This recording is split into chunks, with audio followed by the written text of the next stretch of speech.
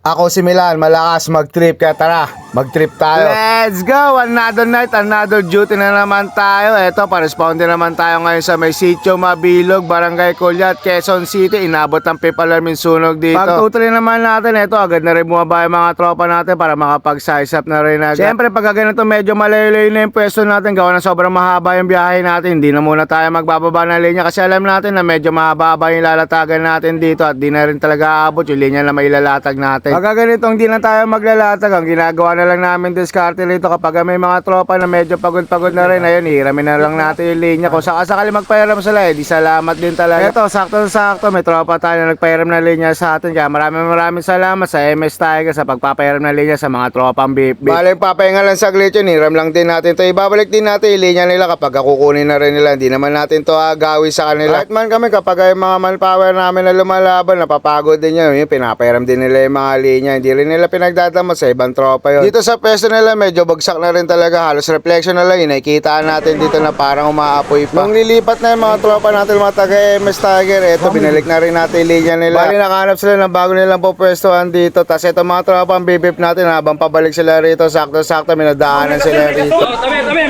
may gas! Ano, nasa ilalim. Ibuhusan ko muna tubig. Okay, buhusan mo. Opo. Hilang ito nyo. Okay, tabi.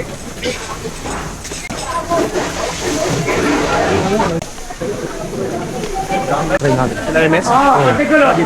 Wala dito. Andiyan, 18 taon yun. 18 taon mo na. Ano, yun mo, MS? May area pa yan. May area, kaso marabok na yun. Alin? Yung bubong. Ano, dito na. Kaya ako. Tara na ako. Pagkakit naman ni Jay dito sa ibabaw, eto, di na rin siya tumuloy rito. Gawa na may 2 tao na lumalaban dito sila, MS Tiger. Kapag umakit pa siya rito, baka lalo pang bumigay itong ibabaw. Kaya eto, bumaba na lang din siya rito. At dahil sa marami na rin naman na lumalaban, tapalibutan na rin yung sunog dito. Kaya eto, nakapag-decide na rin mga tropa natin na bumalik na rin ng truck. Dahil sa okay na rin naman na to, at kayang-kaya na rin ng mga lumalaban. Dahil maya lang din, ipupukol din na para under control din yung sunog dito. Kaya sakto-sakto lang yung pag-pull out natin dahil kayang-kaya na rin naman ng mga tropa yun. After naman maubusan ng supply, eto, nagligpit na rin kami ng supply hose. Tapos tamang waiting lang din kami hanggang sa magkaroon na ng atrasan dito. Medyo natagalan lang din kami ng konti dito dahil medyo maraming lumisponde sa lugar na to. Habang bumabiyahe naman kami na ito pawanan, yung isa namin kasama rito, tamang gutom na rin to. Kapag ganito na itsura na ito nagre-relapse, gutom na to. Kailangan may kain ng beef no? Oo, may kain. Maski ano. Agaw mo kasi kumain eh.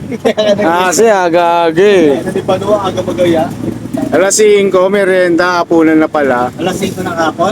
Eto, tamang aya na ng food trip si Kuya Ai. Kaya dito kami dinala sa may bandang Herbosa. Turo-turo mo lang daw, tas kainin mo na daw after mo ituro. Di daw kompleto ang video kapag wala daw food trip. Kaya eto, tamang pa-FT na si Kuya Ai rito. Tamang pili na rin kami na mga kakainin namin. Anli turo daw to, sabi ni Kuya Ai. Kaya kahit anong ituro mo, pwede mo ulamin. Kahit ilan ulam ang gusto mo, basta ubusin mo. Ikaw na bahala sa sarili mo. At dahil dyan, busog na naman ang mga beep.